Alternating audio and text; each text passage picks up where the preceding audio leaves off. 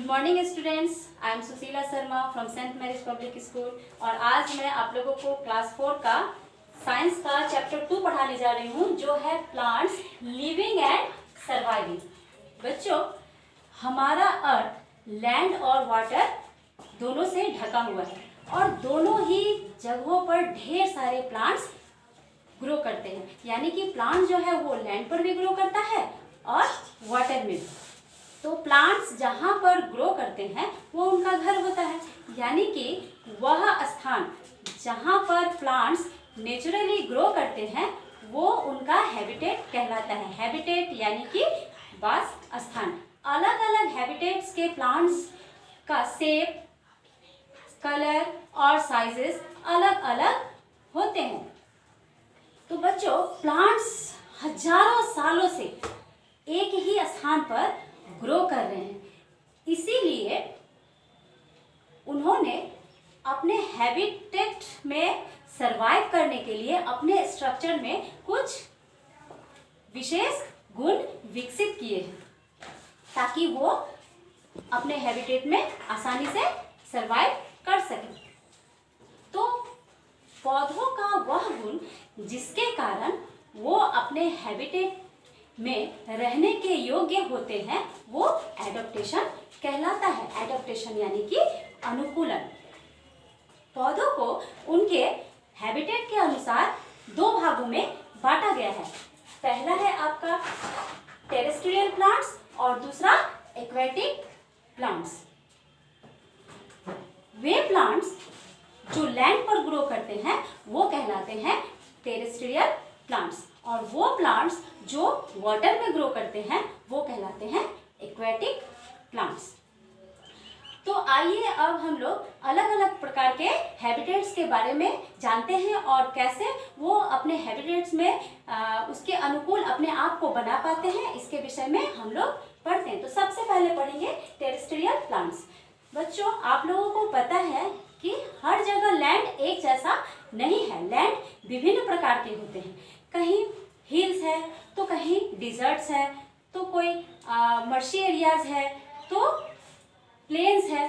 यानी कि कहीं पर बहुत अधिक ठंड है, बर्फ गिर रही है, तो कहीं बहुत गर्मी है, कहीं खूब बारिश हो रही है तो कहीं बारिश ही नहीं हो रही है। तो कैसे ये पौधे लैंड पर ग्रो करते हैं, उसके अनुकूल हो पाते हैं, वो हम लोग पढ़ते हैं। सबसे पहले हम लोग पढ़ेंगे हिल्स के बारे में। बच्चों, आप लोगों को पता है हिल्स में बहुत ठंड होती है और वहाँ बर्फ भी पड़ती है।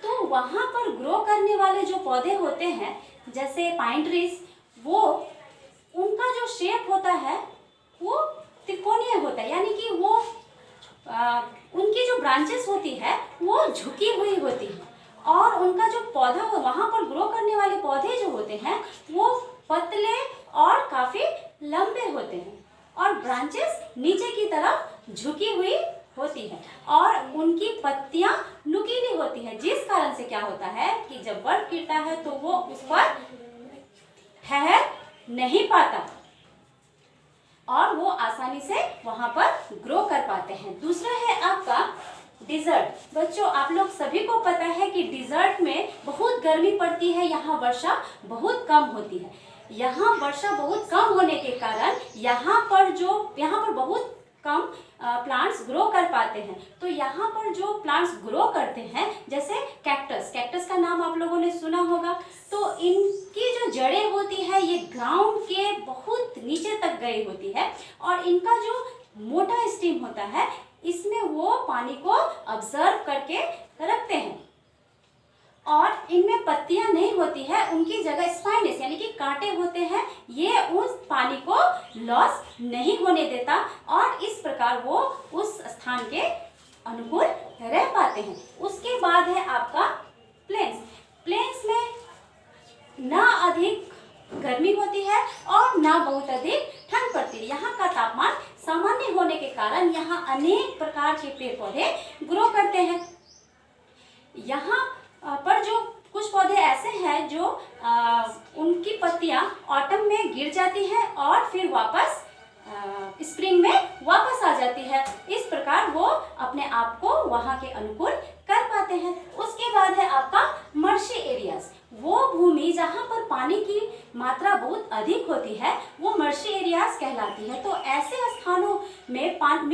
पानी की मात्रा बहुत अधिक होती है, तो वहाँ पर जो पेड़ पौधे ग्रो करते हैं जैसे मैनग्रोव्स, तो उनकी जो जड़ें हैं वहाँ तक एयर नहीं पहुँच पाता, जिस कारण से उनकी जड़ें ग्राउंड के ऊपर आ जाती हैं एयर के लिए, और इस प्रकार वो वहाँ आसानी से ग्रो कर पाते हैं। तो आज हम लोगों ने पढ़ा टेरेस्ट्रियल प्लांट्स के बारे में कि कैसे वो लोग अलग अलग स्थानों पर, अलग अलग विभिन्न प्रकार के लैंड पर अपने आप को अनुकूल बना पाते हैं। अगले भाग में हम लोग पढ़ेंगे एक्वेटिक प्लांट्स के बारे में। आज के लिए इतना ही। Thank you.